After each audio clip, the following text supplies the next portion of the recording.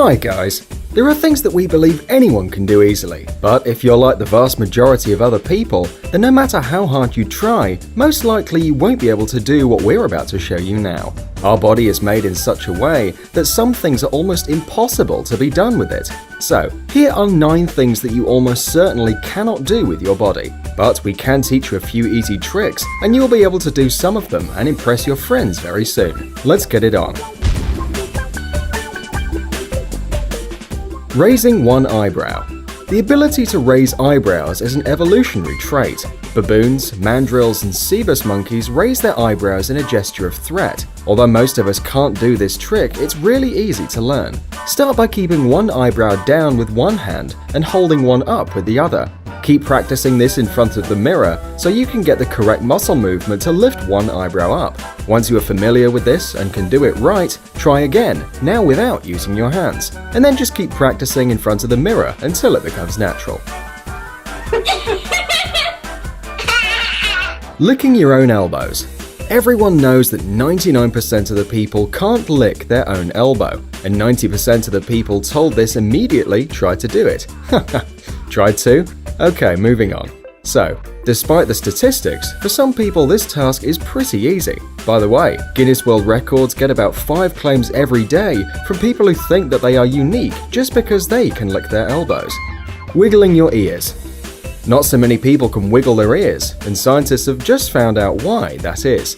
Turns out, unlike other face muscles, ear muscles have their own accessory nucleus, a control area for muscle function in the brainstem. Compared to animals, especially bats and cats, this nucleus is rather small in humans. But if you're one of the lucky non-ear wiggling people, we can share with you some tips to help you train it. So, first you have to find the muscles responsible for it, like with the eyebrows. Then smile widely and you will notice your ears lifting a bit. Also, you may clench your teeth to feel these muscles. Repeat these moves as often as possible in order to develop the right muscles, and soon you will be able to wiggle your ears. But be careful, because your smile is oh so beautiful, and if you try too hard, you may hurt your teeth. Touching your nose or chin with your tongue.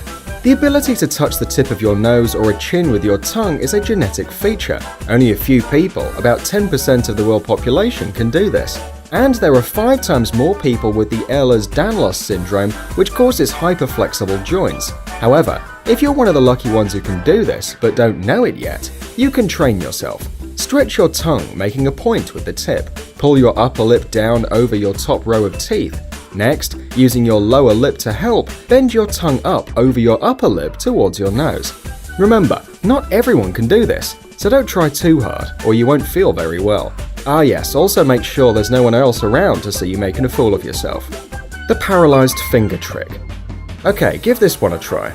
Bend your middle finger like on the screen and put your hand on the table. Then lift your thumb, index finger and pinky. No problem, right? Now try the ring finger. Any luck? Yeah, I know. The thing is, the tendons in your fingers are independent of each other, except for the ones in your middle and ring finger. These tendons are connected. So when your middle finger is folded down, you cannot move your ring finger. It feels like your ring finger is paralyzed. Tongue rolling. There was a theory claiming that the ability to tongue roll is a genetic one, and as such determined by having a dominant gene. This trick was often a kind of test to discover dominant and recessive genes. However, recent investigations concluded that both genetic and environmental factors play a role in tongue rolling. So, what about you? Made it? Are you a dominant? Tickling yourself. We all have a ticklish spot or two, which are never a secret for our nasty friends. But alas, you can't tickle yourself, and scientists actually know why. The answer is that the cerebellum, which is involved in monitoring movements, can predict sensations when your own movement causes them, and this prediction is used to cancel the response of other brain areas to the auto-tickle. Yeah, what a shame. Leg trick. Think you can multitask? Try this. While sitting on a chair, lift your right foot off the floor and start making clockwise circles. Then while doing that, draw the number 6 with your right hand. And then guess what? Your foot will change direction. You can also try to move your right leg in anti-clockwise circles and simultaneously draw the number 8 with your right hand. Funny, right? Suffocating by holding your breath. It is physically impossible to kill yourself by holding your breath.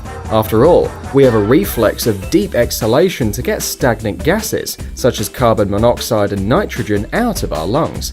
Even if you can force yourself to overcome this reflex, you would eventually pass out from lack of oxygen to your brain. After passing out, you would begin breathing as normal, and soon you'll wake up again. As you see, it can be pretty dangerous, so please don't try it at home, just trust our words. And in the end, we wanted you to put your tongue back into your mouth, stop wiggling your ears, and for sure not try to suffocate yourself. But just like this video and subscribe to our channel. And this is all for today. See you soon.